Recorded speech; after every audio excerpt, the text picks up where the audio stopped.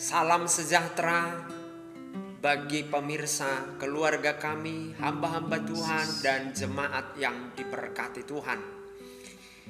Sebelum kita beraktivitas di pagi hari ini, kita menyembah Tuhan dalam ibadah subuh.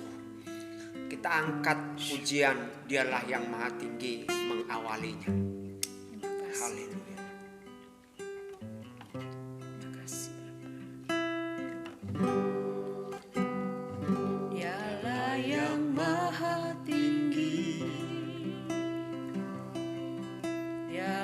Yang Maha Suci, Dialah Yesus, Raja Damai.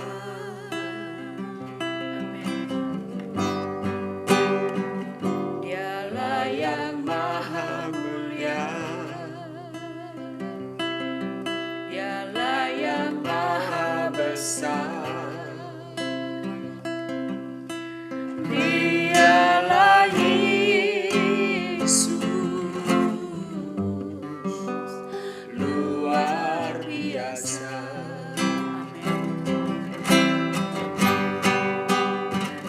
Kami bangga memiliki Allah seperti-Mu.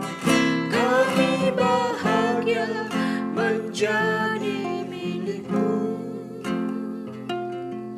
Kami muliakan, kami tinggikan, kami agungkan nama-Mu Yesus. Kami bangga memiliki Allah seperti-Mu. Kami bahagia menjadi milik-Mu. Kami memuji, kami menyembah kepada-Mu Yesus. Mari sama-sama dari atas katakan, Dialah yang Maha Tinggi, Dialah yang Maha Suci, Dialah Yesus, Raja Damai. Amin. Dialah yang Maha Mulia, Dialah yang Maha Besar. Dialah Yesus, luar biasa. Haleluya. Kami bangga memiliki Allah seperti-Mu. Kami bahagia menjadi milik-Mu. Kami muliakan, kami tinggikan, kami agungkan nama-Mu Yesus. Kami bangga memiliki Allah seperti-Mu. Kami bahagia menjadi milik-Mu. Kami memuji, kami menyembah kepada-Mu Yesus.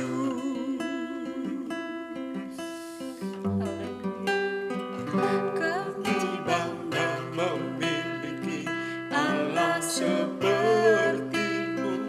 Kami bahagia menjadi milik-Mu. Kami muliakan, kami tinggikan, kami agungkan nama-Mu Yesus. Kami bangga memiliki Allah seperti-Mu. Kami bahagia menjadi milik-Mu. Kami memuji, kami menyembah kepada-Mu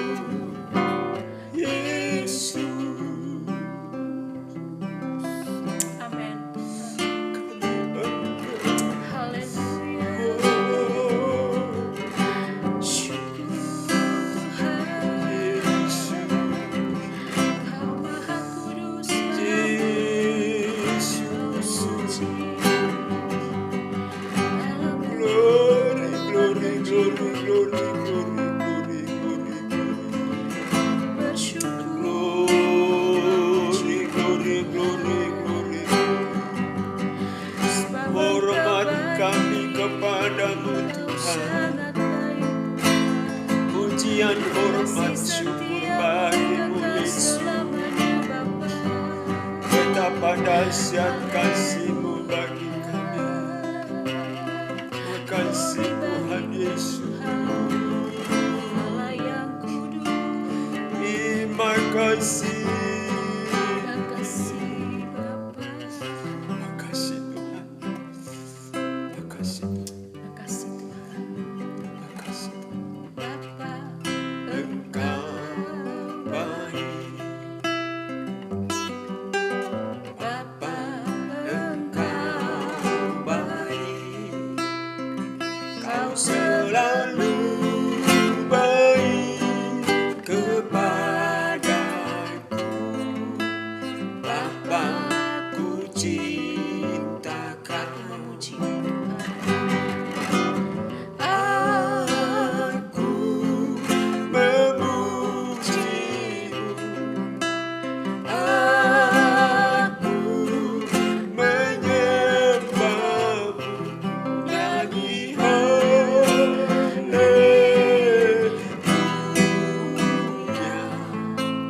Bapa, ku cintakan.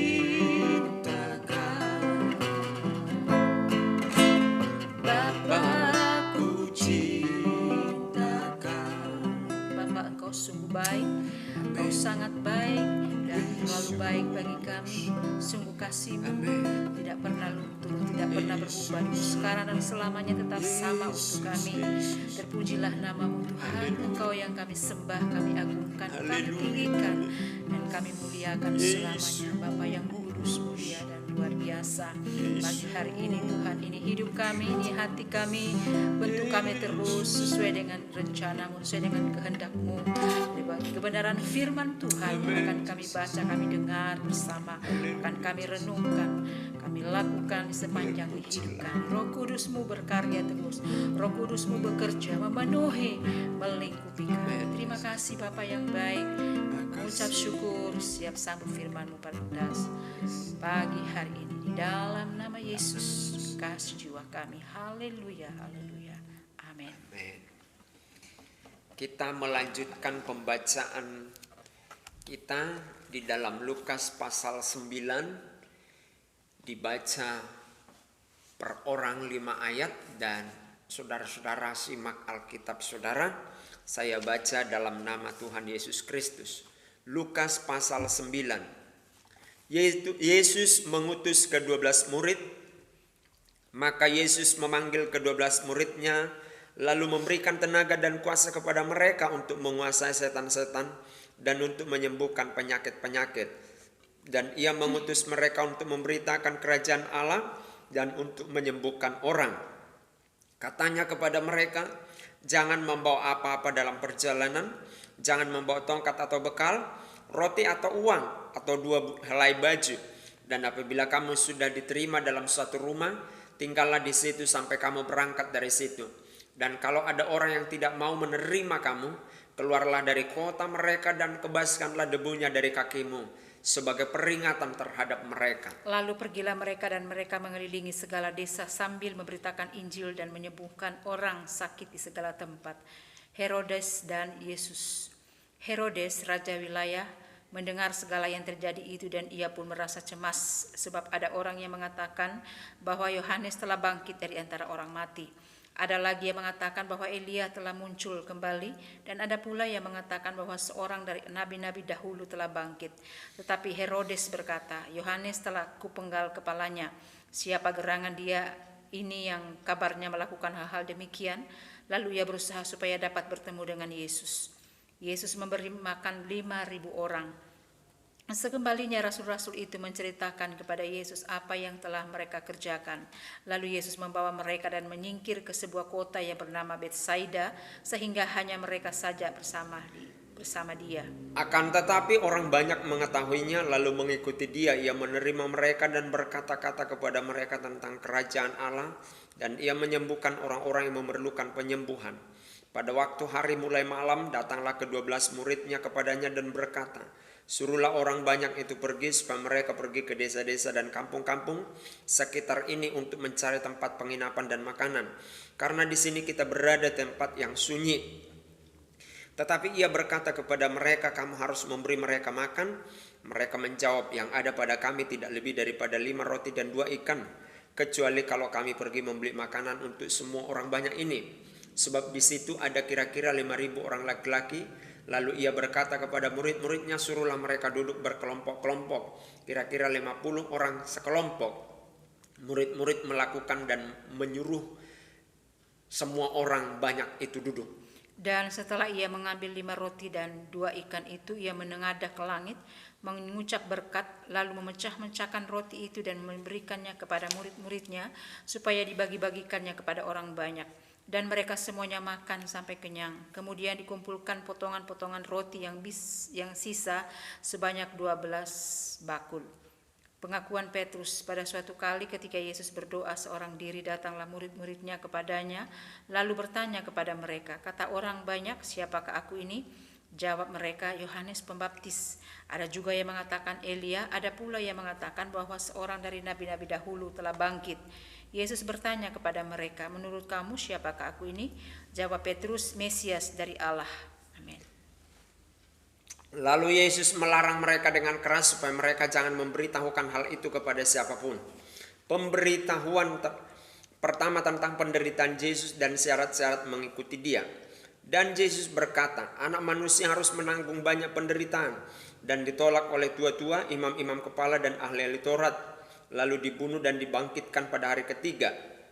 Katanya kepada mereka semua, setiap orang yang mau mengikut aku, ia harus menyangkal dirinya, memikul salibnya setiap hari dan mengikut aku. Amen. Karena barang siapa mau menyelamatkan nyawanya, ia akan kehilangan nyawanya. Tetapi barang siapa kehilangan nyawanya karena aku, ia akan menyelamatkannya. Apa gunanya seorang memperoleh seluruh dunia, tetapi ia membinasakan atau merugikan dirinya sendiri? Sebab barang siapa malu karena aku dan karena perkataanku, anak manusia juga akan malu karena orang itu.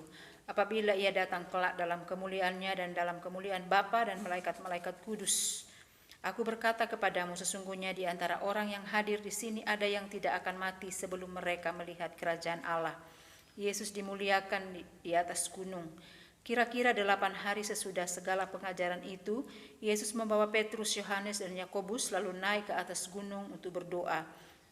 Ketika ia sedang berdoa, rupa wajahnya berubah dan pakaiannya menjadi putih berkilau-kilauan. Dan tampaklah 2 orang berbicara dengan dia, yaitu Musa dan Elia. Keduanya menampakkan diri dalam kemuliaan dan berbicara tentang tujuan kepergian yang akan digenapinya di Yerusalem. Sementara itu Petrus dan teman-temannya telah tertidur, dan ketika mereka terbangun, mereka melihat bahwa Yesus dalam kemuliaannya dan kedua orang yang berdiri dekatnya itu. Dan ketika kedua orang itu hendak meninggalkan Yesus, Petrus berkata kepadanya, Guru, betapa bahagianya kami berada di tempat ini. Baiklah kami dirikan sekarang 3 kemah, 1 untuk engkau, 1 untuk Musa, dan 1 untuk Elia. Tetapi Petrus tidak tahu apa yang dikatakannya itu. Sementara ia berkata demikian, datanglah awan menaungi mereka, dan ketika mereka masuk ke dalam awan itu, takutlah mereka. Maka terdengarlah suara dari dalam awan itu dan berkata, inilah anakku yang kupilih, dengarkanlah dia. Ketika suara itu terdengar, nampaklah Yesus tinggal seorang diri dan murid-murid itu merahasiakannya. Pada masa itu mereka tidak menceritakan kepada siapapun apa yang telah mereka lihat. Yesus mengusir roh dari seorang anak yang sakit. Pada keesokan harinya ketika mereka turun dari gunung itu, datanglah orang banyak berbondong-bondong menemui Yesus. Seorang dari orang banyak itu berseru, katanya, Guru, aku memohon supaya engkau menengok anakku, sebab ia adalah satu-satunya anakku. Sewaktu-waktu ia diserang roh, lalu mendadak ia berteriak dan roh itu menggoncang-goncangkannya sehingga mulutnya berbusa. Roh itu terus saja menyiksa dia dan hampir-hampir tidak mau meninggalkannya. Dan aku telah meminta kepada murid-muridmu supaya mereka mengusir roh itu, tetapi mereka tidak dapat. Maka kata Yesus, hai kamu angkatan yang tidak percaya dan yang sesat, berapa lama lagi aku harus tinggal di antara kamu dan sabar terhadap kamu? Bawa anakmu itu kemari. Dan ketika anak itu mendekati Yesus, setan itu membantingkannya ke tanah dan menggoncang-goncangkannya. Tetapi Yesus menegur roh jahat itu dengan keras dan menyembuhkan anak itu, lalu mengembalikannya pada ayahnya. Maka takjublah semua orang itu karena kebesaran Allah. Pemberitahuan kedua tentang penderitaan Yesus. Ketika semua orang itu masih heran karena segala yang diperbuatnya itu, Yesus berkata kepada murid-muridnya, "Dengarlah dan camkanlah segala perkataanku ini. Anak manusia akan diserahkan ke dalam tangan manusia. Mereka tidak mengerti perkataan itu sebab artinya tersembunyi bagi mereka, sehingga mereka tidak dapat memahaminya, dan mereka tidak berani menanyakan arti perkataan itu kepadanya." Siapa yang terbesar di antara para murid? Maka timbullah pertengkaran di antara murid-murid Yesus tentang siapakah yang terbesar di antara mereka. Tetapi Yesus mengetahui pikiran mereka karena ia mengambil seorang anak kecil dan menempatkannya di sampingnya dan berkata kepada mereka, "Barang siapa menyambut anak ini dalam namaku, ia menyambut aku, dan barang siapa menyambut aku, ia menyambut dia yang mengutus aku. Karena yang terkecil di antara kamu sekalian ialah yang terbesar." Seorang yang bukan murid Yesus mengusir setan. Yohanes berkata, "Guru, kami lihat seorang mengusir setan demi namamu, lalu kami cegah orang itu karena ia bukan pengikut kita." Yesus berkata kepadanya, "Jangan kamu cegah, sebab barang siapa tidak melawan kamu, ia ada di pihak kamu." Yesus dan orang Samaria, ketika hampir genap waktunya, Yesus diangkat ke surga. Ia mengarahkan pandangannya untuk pergi ke Yerusalem, dan ia mengirim beberapa utusan mendahului dia. Mereka itu pergi lalu masuk ke suatu desa orang Samaria untuk mempersiapkan segala sesuatu baginya. Tetapi orang-orang Samaria itu tidak mau menerima dia karena perjalanannya menuju Yerusalem. Ketika dua muridnya yaitu Yakobus dan Yohanes melihat hal itu, mereka berkata, "Tuhan, apakah Engkau mau supaya kami menyuruh api turun dari langit untuk membinasakan mereka?" Akan tetapi ia berpaling dan menegur mereka. Lalu mereka pergi ke desa yang lain. Hal mengikut Yesus. Ketika Yesus dan murid-muridnya melanjutkan perjalanan mereka, berkatalah seorang di tengah-tengah jalan kepada Yesus, "Aku akan mengikut Engkau kemana saja Engkau pergi." Yesus berkata kepadanya, "Serigala mempunyai liang dan burung mempunyai sarang, tetapi anak manusia tidak mempunyai tempat untuk meletakkan kepalanya." Lalu ia berkata kepada seorang lain, "Ikutlah aku." Tetapi orang itu berkata, "Izinkanlah aku pergi dahulu menguburkan Bapakku." Tetapi Yesus berkata kepadanya, "Biarlah orang mati menguburkan orang mati, tetapi engkau pergilah dan beritakanlah kerajaan Allah di mana-mana." Dan seorang lain lagi berkata, "Aku akan mengikut Engkau, Tuhan. Tetapi izinkanlah aku pamitan dahulu dengan keluargaku." Tetapi Yesus berkata, "Setiap orang yang siap untuk membajak tetapi menoleh ke belakang tidak layak untuk kerajaan Allah." Puji Tuhan. Lukas pasal 9 ini kita maknai dalam pengertian diawali dengan Tuhan Yesus memanggil murid-muridnya untuk tugas memberkati banyak orang. Sama, Tuhan Yesus memanggil saudara dan saya sebagai murid Tuhan untuk memberkati banyak orang, untuk dipakai Tuhan menyembuhkan sakit penyakit, memberitakan kabar kesukaan bagi orang miskin, kelepasan bagi orang yang terikat. Jadi luar biasa Tuhan, dan respon kita menjadi sebuah hal yang penting di dalam panggilan itu. Saudara-saudara yang dikasih oleh Tuhan, ada banyak orang tidak tahu Tuhan memanggil dia untuk menjadi berkat. Saudara dipanggil oleh Tuhan menjadi berkat. Mungkin hanya sepele kita lakukan sesuatu, tapi bisa orang terkesan dengan sesuatu itu. Karena apa? Karena Tuhan menyertai pelayanan kita. Itulah tandanya bahwa kita dipanggil Tuhan menjadi berkat. Puji Tuhan, itulah sebuah inti dari Lukas pasal 9, di mana Yesus memanggil murid-muridnya untuk memberitakan firman, menjadi berkat, melenyapkan sakit penyakit. Puji Tuhan, Tuhan memberkati kita. Haleluya. Bapa di surga, kami mengucap syukur buat firman-Mu. Jadikan kami menjadi pelayan Tuhan yang memberkati banyak orang, sehingga orang dikuatkan, diteguhkan di dalam hidup ini, di dalam menghadapi persoalan, karena Engkaulah Tuhan yang menolong mereka.